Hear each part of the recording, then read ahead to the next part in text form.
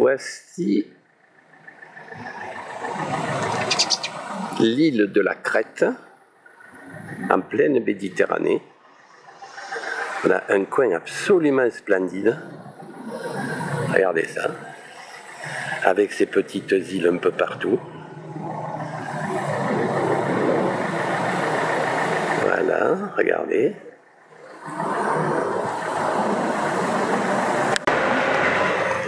Voilà, on est à Plaka. On va pas tarder à prendre le bateau. Regardez cet environnement. Montagne partout.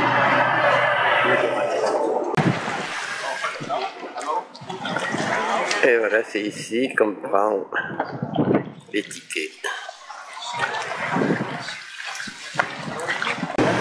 Et voilà le petit port d'arrivée. Il y a un gros bateau qui doit partir assez loin, et puis des petits bateaux là qui nous font traverser en 10 minutes. C'est à l'ombre. Écoute, on fait le tour de l'île par la forteresse. Et voilà, on est à l'intérieur de la forteresse de Spinalonga. La forteresse des lépreux. Et en principe, personne n'y habite. On va vous montrer ça. Ouais, c'est en pleine rénovation.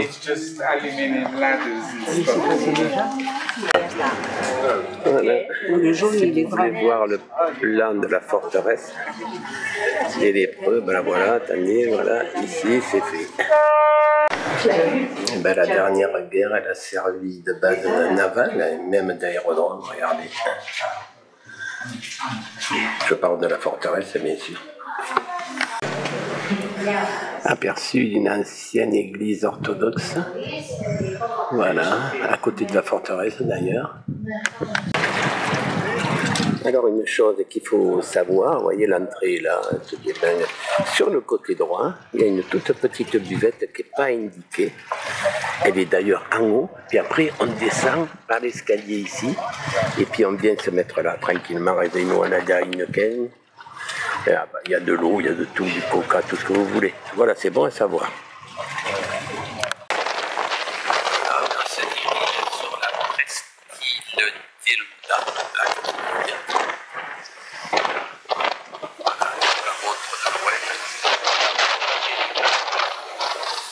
Ça va de pire en pire.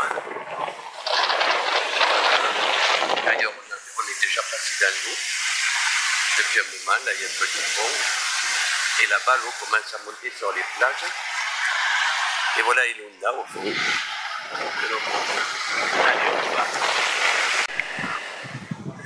Voilà, je vous montre la route, la vraie route, parce que Google s'est trompé. Là, voilà, Google, il vous amène à l'usine qu'il y a là-bas. Et qu'en fait, en passant là, on arrive pile dessus. Et on peut même y aller en voiture si on n'a pas peur de crever ses pneus. Vous voyez, elle est là. On va y aller. Voici la faille et la cascade de AHA. Regardez un peu la falaise que ça fait. Alors pour y aller, c'est extrêmement difficile, il faut marcher beaucoup. Mais en fait, ça vaut quand même le coup. Toujours au milieu des oliviers. Ah ben, t'as une chèvre au détour d'un chemin. Ouais. Coucou. Chacun paye sa consommation. Ah oui. Ben voilà un distributeur de vannes. Voilà, puis chacun paye sa consommation, comme dit Mimi. Et ça alimente maison, et il n'y en a pas beaucoup de maisons. Et ça part directement à la falaise qu'on va aller voir là-bas derrière. Et voilà la maison de Napoléon. Comment elle s'appelle la ville ici? Les Rapitra. Alors c'est la maison de Napoléon, mais enfin la maison de Napoléon, façon de parler. C'est Napoléon qui a habité ici quelques jours pendant la guerre d'Égypte. Il s'est arrêté un petit moment ici. Voilà, vous savez tout. Et moi pas plus, puisque je ne peux pas rentrer, c'est ouvert à partir de demain, le 2 septembre, et on est le 1er. Regarde. C'est mignonne, hein? Nous, mais regarde, comme elle est petite. Ah oui, mais pourtant toi t'es grande. Hein. Regarde. Voilà, en plein centre d'Agios Nikolaos, il y a un petit lac très sympa, voilà, que je vous montre. On l'appelle, d'ailleurs le quartier, on l'appelle le Petit Saint-Tropez d'Agios Nikolaos. Oui, il est petit, ben, il y a quelques barquins. Et puis le temps est en train de se gâter sérieusement là-haut. On a intérêt à aller manger. Et voilà, je vous montre la forteresse de l'Ela Petra. Les rats Petra. Voilà. Complètement au sud de la Crète. Et le nouveau chapeau de Mimi, j'en profite. Et voilà le petit port de pêche qui dit qu'il y a encore des pêcheurs quand même dans le coin, regardez. Et derrière nous, la forteresse en travaux. Voilà la forteresse qui est en travaux sur une de ses faces. Et regardez le plongeur qui sort toutes les saloperies du port. Regardez, c'est pas une blague. Hein. Regardez, il est en train d'enlever toute la merde qu'il y a au fond du port. Regardez. Voilà le côté est de la forteresse avec un très joli bateau de pêche là-bas. Il n'y en a pas beaucoup de ce côté-là. Alors profitons-en. Et voilà la baie. Mais on va se mouiller les pieds là. Voilà, on est à la biche de Matara. Matala, moi je ne sais pas comment ça se prononce. Et c'est absolument magnifique. C'est là où il y avait les hippies à une époque, dans les années 70. On voit pas mal de photos de Cat Stevens, de Bob Dylan, etc. Et en face, je vais vous faire un zoom. En face, vous avez les grottes où ils vivaient tous là-dedans. Vous allez voir, je vais faire un zoom. Il suffit que je fasse un zoom pour que je ne vois plus personne. Voilà. Ils ont disparu. Voilà. Voilà les grottes qui se visitent. Hein. Regardez, là on le voit bien. Et il faut avoir le courage de monter tout en haut. Et c'est là que les hippies dormaient dans les années 70. Alors là, on est descendu sur Agia, qui est sud. Et puis on se retrouve sur une plage où il y a excessivement de monde. Et où il y a des parasols. Alors là, vous la voyez. Je tourne au hasard et il y a un petit port là. Voilà, et là, c'est l'endroit où il y a le plus de monde. Regardez-vous bien. Et nous, ben, on s'est installé là-bas derrière. Voilà la ville de Sissi. C'est au nord-est de la Crète. C'est une très petite ville magnifique. Hein. C'est le petit port de Sissi. Voilà. Il est assez propre, tout le monde peut s'y baigner.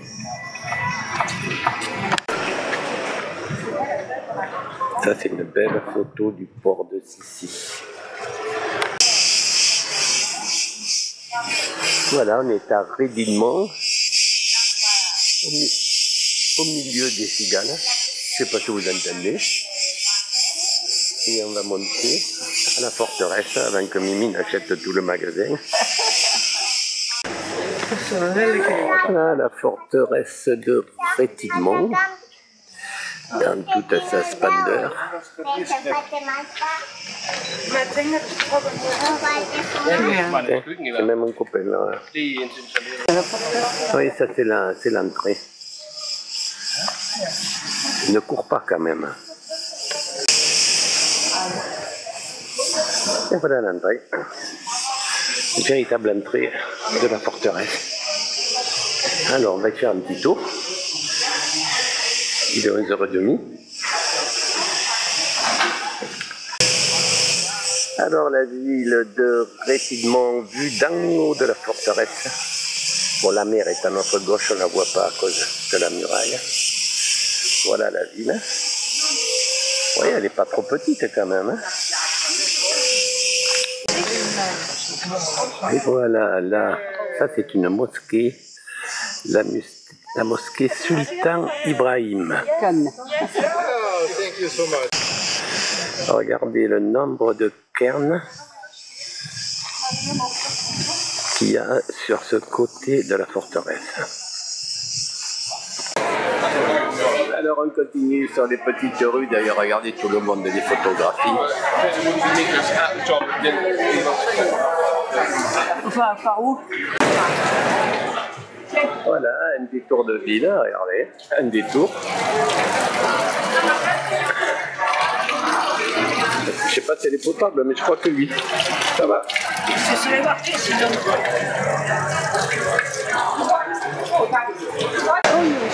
Toujours les petites rues de Réquillement.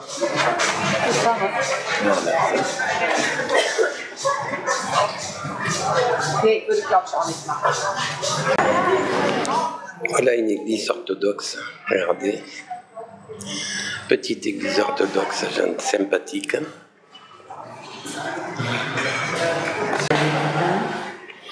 C'est le cœur, ça c'est le cœur de l'église. Moi je suis pas orthodoxe, je suis catholique. C'est le... Oui, c'est le cœur orthodoxe. Oui, c'est l'église orthodoxe. Voilà, Old Town, la vieille ville, bon, remplie de petites boutiques avec des petites rues, comme vous pouvez voir.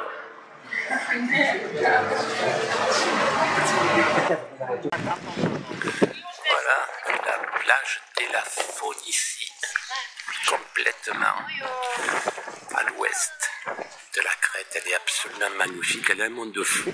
Là on est début septembre, mais regardez un peu ça. Il y a un monde complètement dingue. Mais une petite zone ici. Regardez le lagon. Regardez le lagon comme il est beau. D'ailleurs, des gens ils traversent à pied. Regardez, on traverse à pied. De l'autre côté, c'est pareil. C'est vraiment beau. Rien à voir avec le côté est.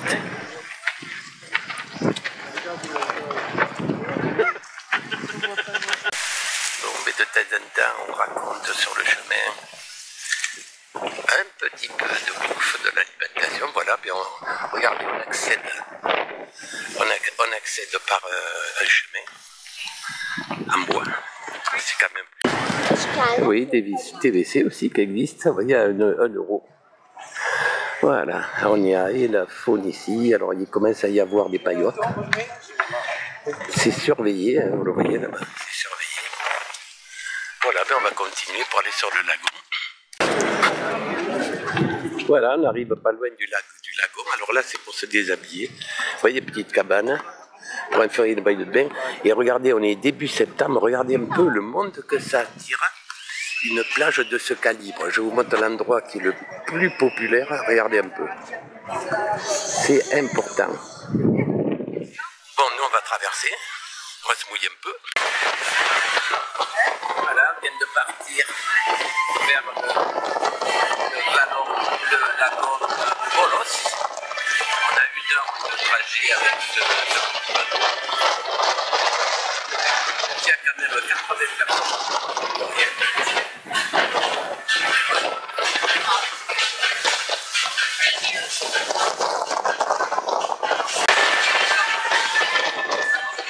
Alors on est parti de Kirissimos, c'est le port là que vous voyez derrière nous, là-bas.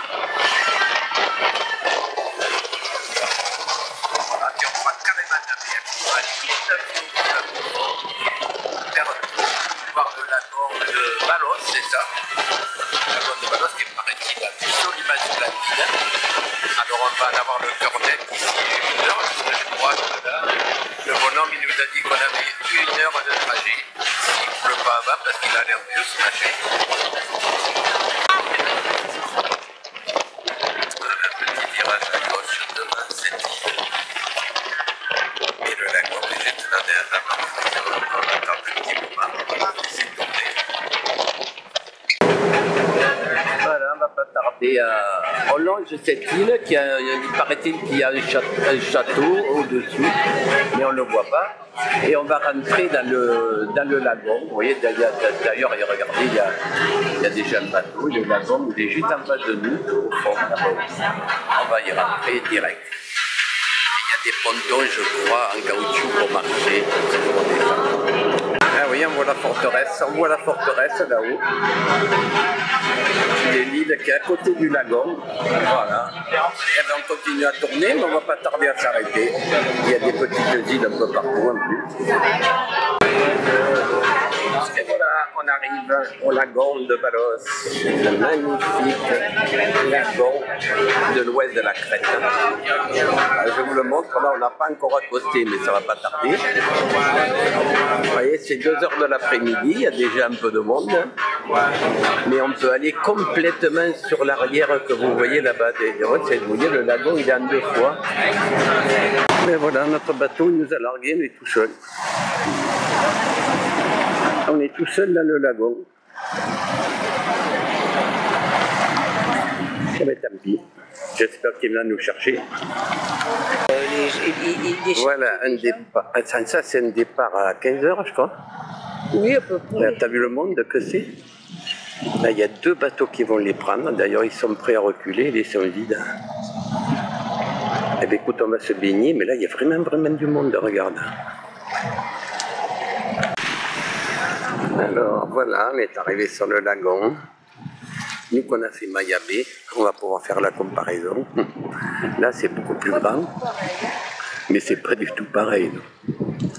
Alors, on va aller voir de ce côté, je plains les gens qui sont dans la voiture, parce qu'en fait les parkings sont derrière, il faut qu'ils descendent à pied.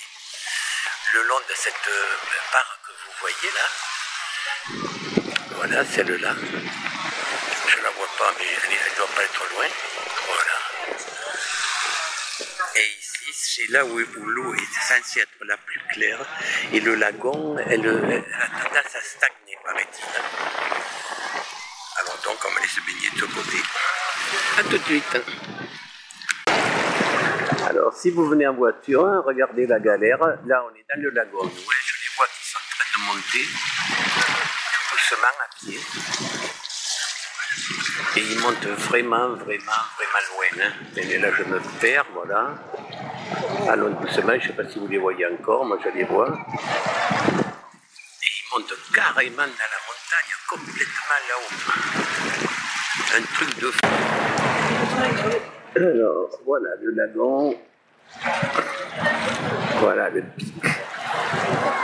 Et voilà, on est complètement dans le coin et on a de la chance parce qu'ici, ils sont en train de louer des parasols. Vous voyez, parasols partout. Alors là, toujours côte ouest, on n'est pas loin de la ville de Tigny. D'ailleurs, on va aller voir la plage de Tigny. Paraît-il qu'elle est rose. Voilà un petit port qui est juste après Palasarna. On a vraiment des pêcheurs ici. Donc si on mange ici, au moins on aura du poisson. Enfin, il faut espérer.